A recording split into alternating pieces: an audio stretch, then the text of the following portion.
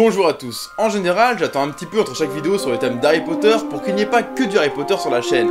Mais là on va faire une exception. Vous avez été très nombreux, que ce soit en commentaire mais surtout dans les messages privés sur Facebook, à m'envoyer la vidéo de Xionix.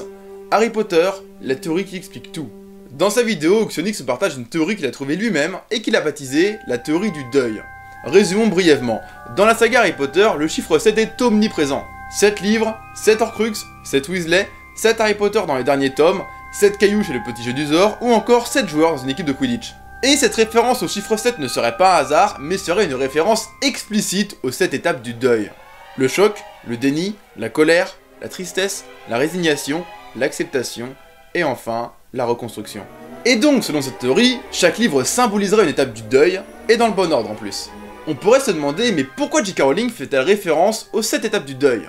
Il faut savoir que la saga Harry Potter a été écrite juste après le décès de la maman de J.K. Rowling, et que donc l'écriture des romans ferait office de thérapie pour l'auteur, et que ces 7 livres symboliseraient son propre chemin vers le deuil. Voilà, j'ai résumé très brièvement la théorie du deuil, bien entendu je vous renvoie vers sa vidéo où il la développe bien plus que moi.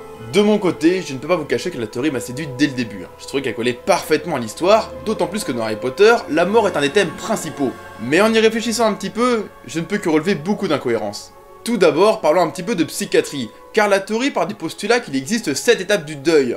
Mais en s'appuyant sur les travaux de la psychiatre suisse Elisabeth Kubler, qui est encore une référence mondiale de nos jours, on peut se rendre compte qu'elle avait à l'époque théorisé le deuil en seulement 5 étapes. Oui, c'est vrai que par la suite, certains chercheurs ont complété ces travaux et ont rajouté parfois 2 étapes. Mais déjà, il faut savoir que rien n'a jamais été prouvé scientifiquement, mais surtout qu'il existe plein de variantes différentes des étapes du deuil. Certains scientifiques inversent, remplacent ou même suppriment carrément certaines étapes. Ainsi, il convient tout de même d'affirmer que les 7 étapes servant de socle de cette théorie ne sont pas approuvées de manière universelle. Mais pour valider ou non cette théorie, nous allons analyser la cohérence entre chaque étape avec son livre respectif. La théorie affirme que le premier livre représente le choc. Oui, c'est vrai, Harry est choqué d'apprendre que ses parents ne sont pas morts dans un accident de voiture, Harry est choqué d'apprendre qu'il existe un monde des sorciers dans lequel il a une place importante, et d'apprendre également qu'il est riche. Oui, mais en même temps le choc est l'élément perturbateur, et que toute histoire a besoin d'un élément perturbateur pour se lancer. Donc il n'y a absolument rien d'étonnant à ce que le début de l'histoire soit un choc. Le livre 2 symboliserait le déni. Alors là j'ai encore un peu plus de mal. Le déni est par définition le refus de voir la réalité. Or Harry ne reste à aucun moment enfermé dans ses idées, mais va sans cesse chercher à comprendre la réalité, à enquêter, à se questionner quant à sa nature ainsi que sa place dans l'école. Le fait qu'il refuse de croire Dobby n'est pas un déni. Dobby exprime un sentiment, un ressenti et non une vérité. Et à aucun moment, Harry ne se berce d'illusions et pense que Poudlard est un lieu sans danger. Il sait qu'il y a un danger, mais il veut quand même y aller. Il n'est pas en train de se mentir quant à la réalité, il est simplement en train de dire à Dobby qu'il va quand même y aller. Le 3 symboliserait la colère.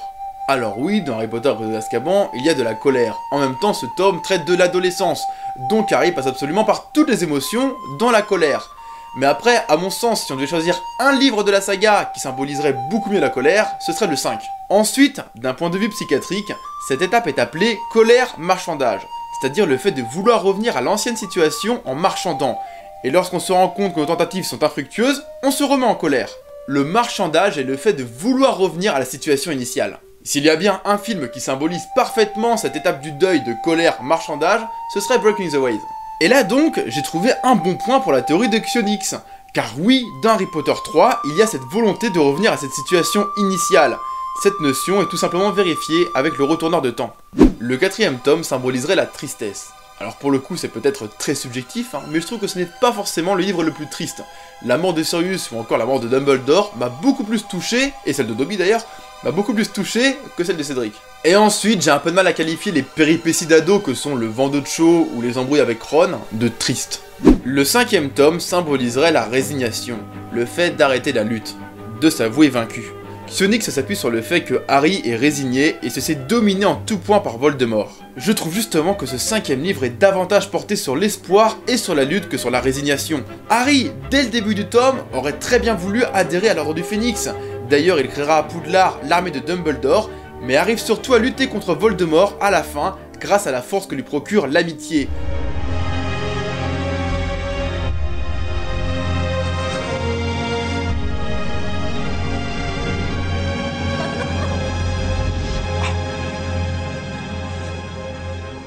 You're the weak one, and you'll never know love or friendship.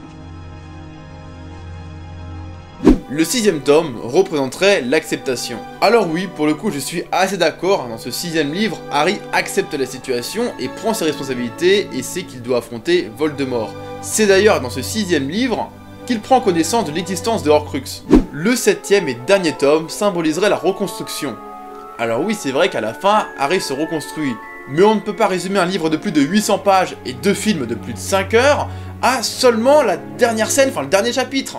Oui, Harry se reconstruit 19 ans plus tard, mais ce n'est pas le thème principal du livre.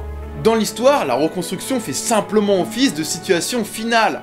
Tout comme au début d'un roman, il y a l'élément perturbateur, le choc, à la fin, il y a la reconstruction, la situation finale, là où le héros peut repartir dans une nouvelle vie. Cette théorie reste tout de même une belle analyse, une façon différente de voir les choses, car si même la vidéo donne beaucoup d'arguments contre, je vous renvoie encore vers sa vidéo où il donne beaucoup d'arguments pour. Après, c'est à vous de vous faire votre propre opinion, car le but, et ça il l'a très bien dit dans sa description, c'est d'ouvrir le débat, et c'est réussi. Et pour finir, je ne pense pas que ce soit le fameux secret de J.K. Rowling qui explique toute la saga. Je suis de ceux qui pensent qu'il n'existe pas de fameux secret, mais que J.K. Rowling a simplement voulu faire perdurer la magie d'Harry Potter en stimulant notre curiosité. Et ça marche! Presque 10 ans après la sortie du dernier livre, on se retrouve encore à en parler avec la même passion.